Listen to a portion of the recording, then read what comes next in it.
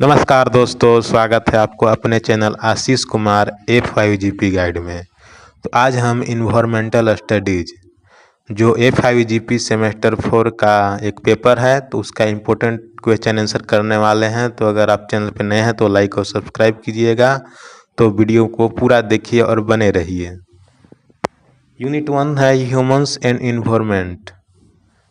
तो यूनिट 1 से पहला क्वेश्चन है, मानव और पर्यावरण के संबंध की शुरुआत किस रूप में हुई? पहला कृषक, दूसरा व्यापारी, सी शिकारी संग्राहक और डी है औद्योगिक। तो सी है शिकारी संग्राहक के रूप में मानव और पर्यावरण के संबंध की शुरुआत हुई। अगला क्वेश्चन है, स्टॉकहोम सम्मेलन जो कि 1972 ईस्वी में हुआ, किस विषय से संबंधित था?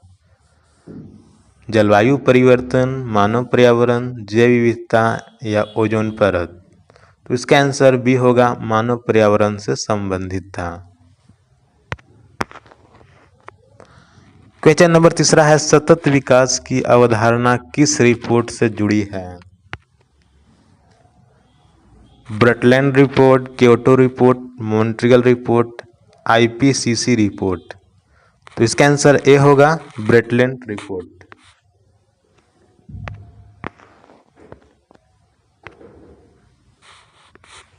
नेक्स्ट क्वेश्चन है, सस्टेनेबल डेवलपमेंट जिसे सतत विकास के नाम से भी जाना जाता है, का मुख्य उद्देश्य क्या है?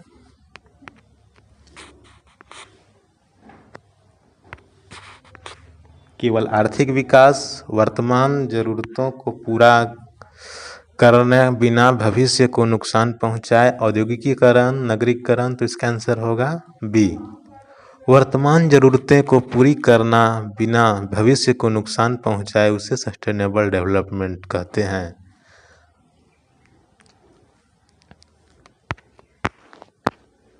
यूनिट 2 की बात करें तो यूनिट 2 है इकोसिस्टम।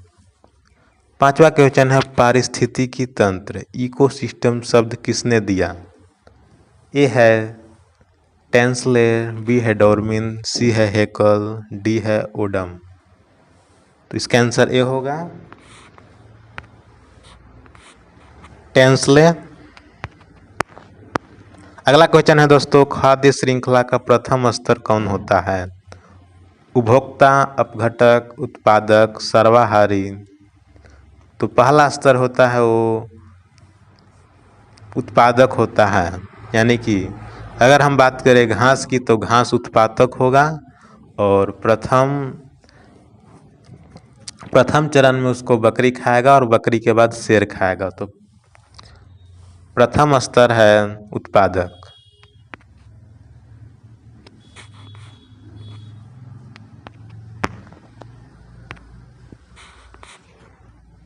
सातवां क्वेश्चन है, ऊर्जा का प्रवाह किस नियम का पालन करता है? पहला है 10% नियम, बी है 5% नियम, सी है 50% नियम, डी 90% नियम। इसका आंसर होगा ए, 10% नियम। आठवां क्वेश्चन है, कीस्टोन प्रजाति। कीस्टोन स्पीशीज का अर्थ क्या है? विलुप्त प्रजाति, प्रवासी प्रजाति, पारिस्थितिक संतुलन बनाए रखने वाली प्रजाति, जलीय प्रजाति। इसका आंसर सी होगा, पारिस्थितिकी संतुलन बनाए रखने वाली प्रजाति को कीस्टोन प्रजाति कहा जाता है। नवा क्वेश्चन है, भारत में कौन सा वन प्रकार सबसे अधिक पाया जाता है? शंकुधारी, सदाबहार, उष्णकटिबंधीय पर्णपाती, मरुस्थलीय। तो भारत में सबसे ज़्यादा उष्णकटिबंधीय पर्णपाती वन पाया जाता है।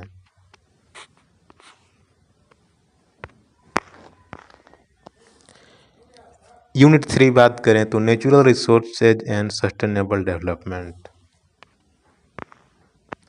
10वां क्वेश्चन है, नवीकरणीय संसाधन का उदाहरण है। पहला कोयला, बी है पेट्रोलियम, सी है सौर ऊर्जा और डी है प्राकृतिक गैस। तो नवीकरणीय का अर्थ है जिसे नया से बनाया जा सके, यानी पुनः प्राप्त किया जा सके। एक बार समाप्त होने के बाद जो पुनः प्राप्त हो उसे नवीकरणीय संसाधन कहते हैं। तो कोयला तो एक बार समाप्त होने के बाद फिर से प्राप्त नहीं किया जा सकता। उसी तरह पेट्रोलियम है, तो इसका आंसर होगा सौर ऊर्जा।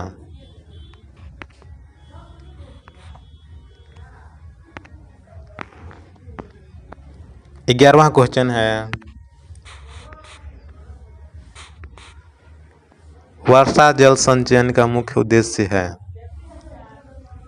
बाढ़ बढ़ाना, भूजल स्तर बढ़ाना, जल प्रदूषण, मिट्टी कटाव। तो इसका आंसर भी होगा भूजल स्तर बढ़ाना, यानी कि वर्षा जल को आप अगर संग्रहित करते हैं तो भूजल यानी कि ग्राउंड वाटर में वृद्धि होती है। क्वेश्चन नंबर 12 है, झारखंड किस खनिज के लिए प्रसिद्ध है? ए सोना, बी कोयला, सी बॉक्साइट और डी नमक। तो झारखंड सभी जानते हैं कोयला के लिए प्रसिद्ध है।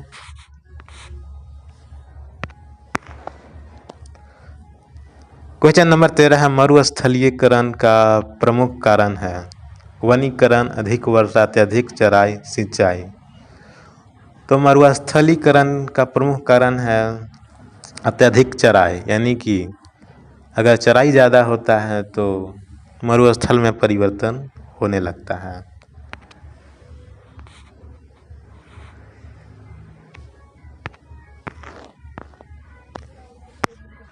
यूनिट 4 है बायोडाइवर्सिटी, यानी कि जैव विविधता।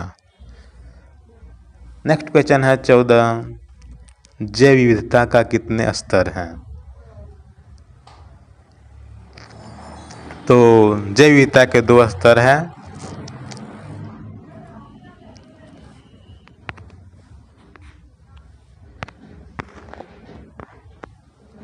पाँच 15 क्वेश्चन है, बायोडाइवर्सिटी हॉटस्पॉट का अवधारणा किसने दिया? ए है नॉर्मन मायर्स, बी है डार्विन, सी है टेंसलेन, डी है ओडम। तो इसका आंसर होगा ए नॉर्मन मायर्स।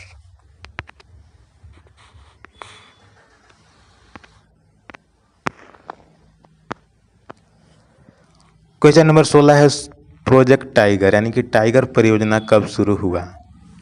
ये है 1960, 1973, 1980 और 1992। तो ये इंपॉर्टेंट क्वेश्चन है दोस्तों, जो कि 1973 इसका आंसर होगा। टाइगर परियोजना यानी कि प्रोजेक्ट टाइगर 1973 ईस्वी में शुरू हुआ। क्वेश्चन नंबर 17 है, IUCN की रेड लिस्ट क्या दर्शाती है? वन क्षेत्र, प्रदूषण स्तर, संकटग्रस्त प्रजातियां और डी है जल स्तर। तो इसका आंसर सी होगा, संकटग्रस्त प्रजातियां।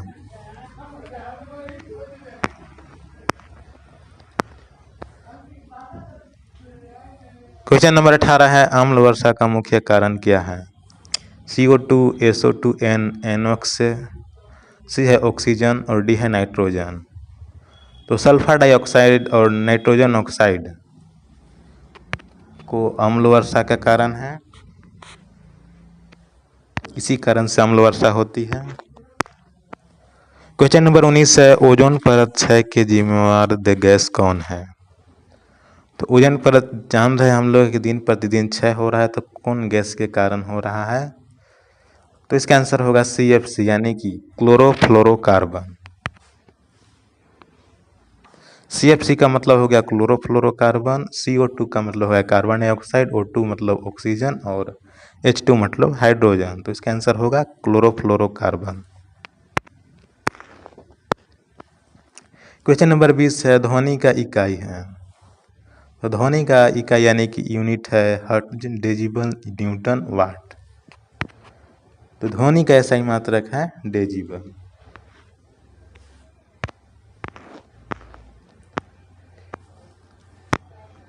अगला क्वेश्चन है, ग्रीन हाउस गैस नहीं है। तो कौन सा ग्रीन हाउस गैस नहीं है? Carbon dioxide, CH4, N2O, O2। Methane हो गया, कार्बन डाइऑक्साइड हो गया, नाइट्रोजन ऑक्साइड हो गया, ऑक्सीजन हो गया, तो कौन ग्रीन हाउस गैस नहीं है? तो आपका ऑक्सीजन ग्रीन हाउस गैस नहीं है, इससे कोई नुकसान नहीं होता है ग्रीन हाउस में।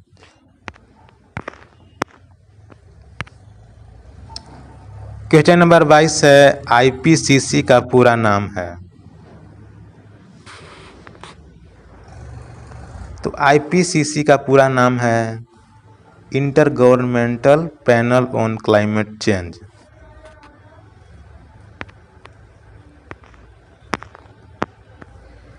यूनिट 7 है इन्वायरमेंटल मैनेजमेंट।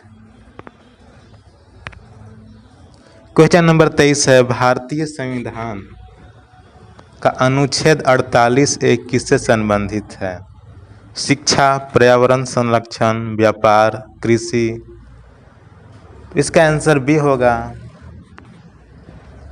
पर्यावरण संरक्षण से संबंधित है अनुच्छेद 48A। क्वेश्चन नंबर 24 है, 3R का अर्थ है। 3 अर्थ का क्या अर्थ है? Red, white, run, reduce, reuse, recycle, react, repair, remove. D है नन। तो इसका आंसर भी होगा रिड्यूज, रीयूज, रिसाइकल। यूनिट 8 है इन्वायरमेंटल लॉज। क्वेश्चन नंबर 25 है, पेरिस समझौता, पेरिस एग्रीमेंट किस वर्ष हुआ? 2012, 2015, 2018, 2020। तो इसका आंसर होगा 2015। ये सब क्वेश्चन के एग्जाम के लिए काफ़ी इम्पोर्टेंट होने वाला है, जो कि इन्वायरमेंटल स्टडी काफ़ी इम्पोर्टेंट क्वेश्चन दिया जा रहा है, तो आप वीडियो को पूरा देखिए। क्वेश्चन नंबर 26 है, मॉन्ट्रियल प्रोटोकॉल किससे संबंधित है? पहला है जल प्रदूषण, बी ओजोन गैस, से जैव विविधता, डी वन संरक्षण। तो मॉन्ट्रियल प्रोटोकॉल है जो ओजोन परत से संबंधित है।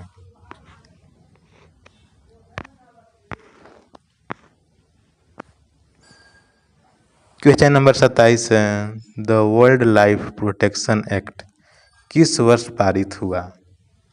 1972, 1986, 2002, 1991। तो इसका आंसर है 1986 में the world life protection act पारित हुआ।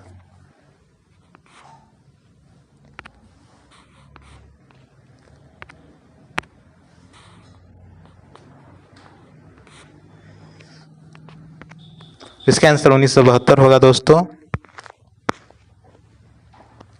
नेक्स्ट क्वेश्चन है, अर्थ समिट 1992 कहाँ आयोजित हुआ? यानी कि पृथ्वी सम्मेलन। अर्थ समिट का अर्थ हो गया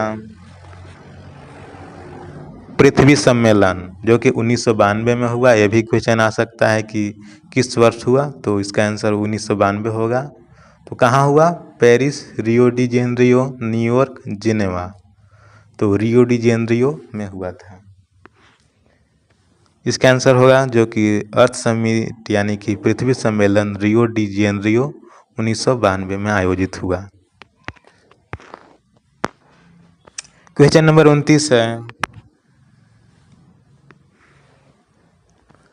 ब्रंटलैंड रिपोर्ट का दूसरा नाम है our common future, silent spring, limit of growth, agenda 21। इसका आंसर होगा पहला our common future. Question number 30 है, एजेंडा 21 किस सम्मेलन से जुड़ा है? पहला है ए है स्टॉकहोम, रियो सम्मेलन, क्योटो, मॉन्ट्रियल। तो एजेंडा 21 है जो कि रियो सम्मेलन से जुड़ा हुआ है। ये सब काफ़ी इम्पोर्टेंट क्वेश्चन है दोस्तों। क्वेश्चन नंबर 31 है, पारिस्थितिकी यानी कि इकोलॉजी शब्द किसने दिया? Ernest Haeckel, Darwin, Tansley, Mendel. इसका आंसर होगा अर्नेस्ट हेक्ल।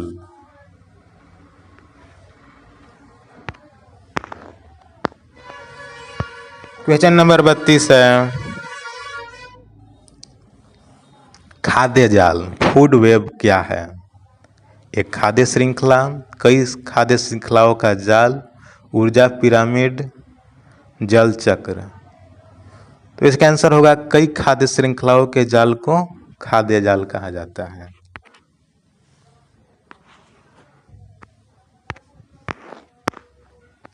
क्वेश्चन नंबर 33 है, अपघटक का उदाहरण है। तो अपघटक का उदाहरण कौन सा है? शेर, घास, कवक, हिरन। तो अपघटक का उदाहरण है कवक।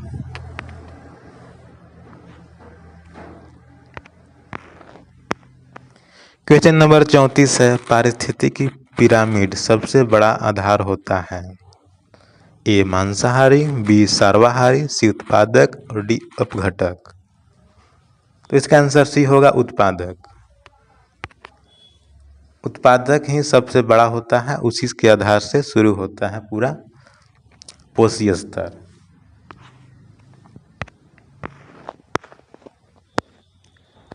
क्वेश्चन नंबर 35 है, मैंग्रोव वन मुख्यतः कहाँ पाए जाते हैं? ए है मरुस्थल, बी है पर्वतीय क्षेत्र, सी तटीय क्षेत्र और डी पठार। सिंपली इसका आंसर हो जाएगा तटीय क्षेत्र में मैंग्रोव वन पाए जाते हैं।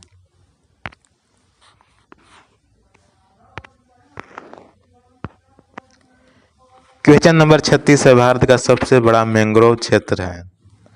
तो मैंग्रोव क्षेत्र सबसे बड़ा भारत में कौन सा है? सुंदरवन, गिर, काजीरंगा, रतनभौर। तो पहला इसका आंसर हो जाएगा सुंदरवन। सुंदरवन सबसे बड़ा भारत का मैंग्रोव क्षेत्र है। क्वेश्चन नंबर 37 है, कोरल रीफ किस प्रकार जल में पाए जाते हैं? ठंडा जल, मीठा जल, उथला समुद्री जल, प्रदूषित जल। तो कोरल रीफ है जो कि उथला समुद्री जल में पाया जाता है।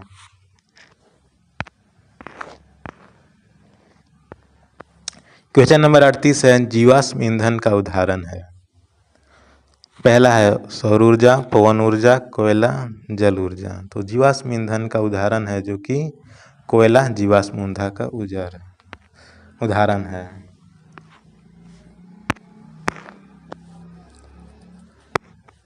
क्वेश्चन नंबर 39 है, चेक डैम का उपयोग किस लिए होता है? बिजली उत्पादन, जल संरक्षण, वायु शुद्धि या खनन।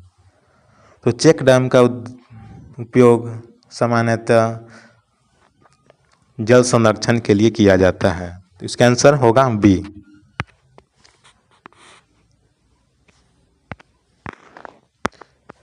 क्वेश्चन नंबर 40 है, अधिक सिंचाई से कौन सी समस्या होती है? ए है लवणीकरण, बी वनीकरण, सी वर्षा वृद्धि, डी भूजल वृद्धि। तो इसका आंसर होगा लवणीकरण। तो अधिक सिंचाई के कारण लवणीकरण की समस्या पाई जाती है।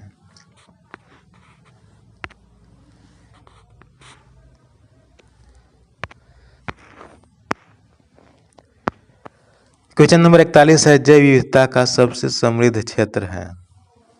मरुस्थल, टुंड्रा, उष्णकटिबंधीय वर्षावन, पर्वत। तो सबसे समृद्ध क्षेत्र है जो जैव विविधता के यानी कि सही तरह के पाए जाते हैं तो उष्णकटिबंधीय वर्षावन। इसका आंसर होगा उष्णकटिबंधीय वर्षावन। क्वेश्चन नंबर 42 है, एक्स सिटू संरक्षण का उदाहरण है? राष्ट्रीय उद्यान, बायोस्फीयर रिजर्व, चिड़ियाघर, अभयारण्य। तो चिड़ियाघर एक्स सिटू संरक्षण का उदाहरण है, बाकी सब इन सिटू संरक्षण का उदाहरण है।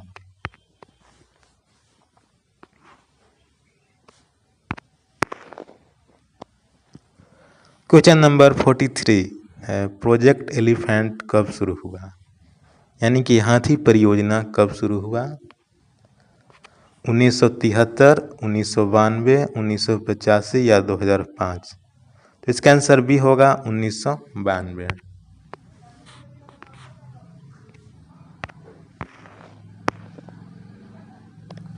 क्वेश्चन नंबर 44 है, स्मोक का मुख्य कारण है ए धूल, बी जल वाष्प, सी धुआं कोहरा, डी ऑक्सीजन। तो कौन सा होगा दोस्तों? धुआं कोहरा को स्मोक भी कहा जाता है।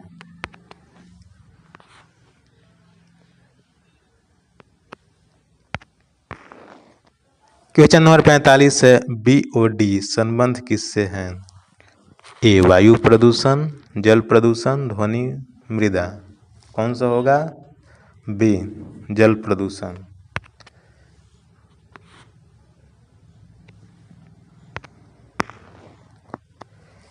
क्वेश्चन नंबर 46 है, WHO के अनुसार सुरक्षित ध्वनि सीमा जो कि आवासीय क्षेत्र में लगभग कितनी होनी चाहिए? 50 से 55 डेजिबल, 100 डेजिबल, 120 डेजिबल या 150 डेजिबल। तो इसका आंसर होगा पहला 50 से 55 डेजिबल।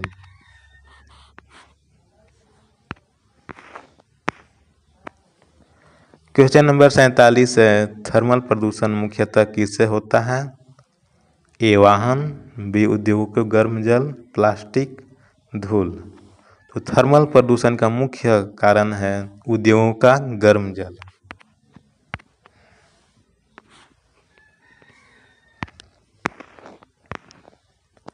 अगला क्वेश्चन है, क्योटो प्रोटोकॉल किस वर्ष अपनाया गया? 1992, 1997, 2005, 2015। इसका आंसर भी होगा 1997 में क्योटो प्रोटोकॉल वर्ष अपनाया गया।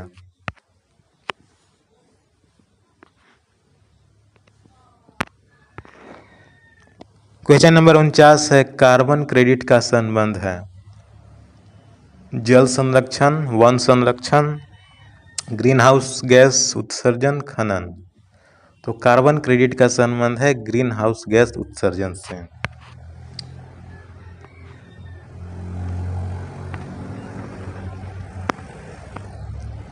क्वेश्चन नंबर 50 है, भारत का राष्ट्रीय जलवायु परिवर्तन कार्य योजना NAPCC कब शुरू हुई? ऑप्शन दिया हुआ है 2008, 2010, 2015, 2000। तो 2008 में NAPCC का शुरुआत हुई, यानी कि राष्ट्रीय जलवायु परिवर्तन कार्य योजना।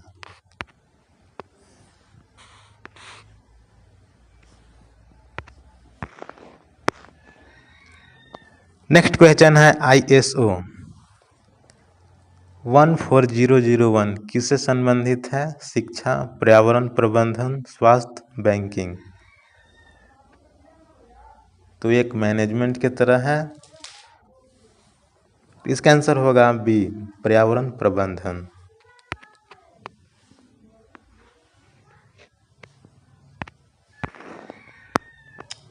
क्वेश्चन नंबर 52 है, इको मार्क किससे जुड़ा हुआ है? ए औषधि, बी पर्यावरण अनुकूल उत्पाद, सी खनिज, डी खाद्यान्न। तो इसका आंसर होगा बी पर्यावरण अनुकूल उत्पाद, जो कि इको मार्क से जुड़ा हुआ है। तो काफ़ी लॉन्ग वीडियो होने वाला है, तो आप लास्ट तक देखिए, क्योंकि आपके एग्जाम में आने वाला क्वेश्चन है ये। इन सभी का PDF मैं डिस्क्रिप्शन में दे दूंगा, वहां से आप डायरेक्ट डाउनलोड कर सकते हैं। और चैनल पे हैं तो लाइक और सब्सक्राइब कीजिएगा और दोस्तों में शेयर कीजिएगा। क्वेश्चन नंबर 453 है, convention of biological diversity CBD कब हुआ? ऑप्शन दिया है 1985, 1992, 2000, 2010। तो 1992 में कन्वेंशन ऑफ बायोलॉजिकल डाइवर्सिटी यानी कि CBD हुआ।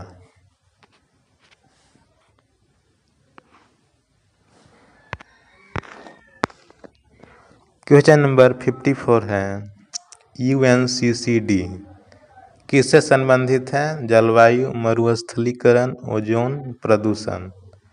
तो UNCCD है आपको मरुस्थलीकरण से संबंधित है।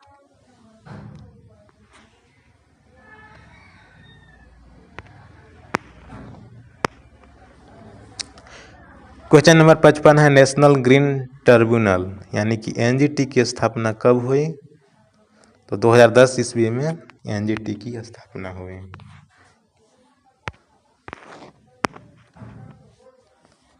अगला क्वेश्चन है द इन्वायरमेंटल प्रोटेक्शन एक्ट पर्यावरण सुरक्षा अधिनियम कब पारित हुआ? 1986 ईस्वी में द इन्वायरमेंटल प्रोटेक्शन एक्ट पारित हुआ। क्वेश्चन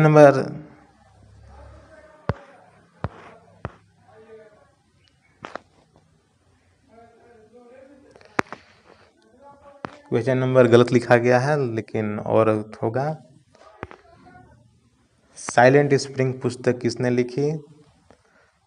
तो चार्ल्स डार्विन लिखे थे, सॉरी रेचल कार्सन लिखे थे।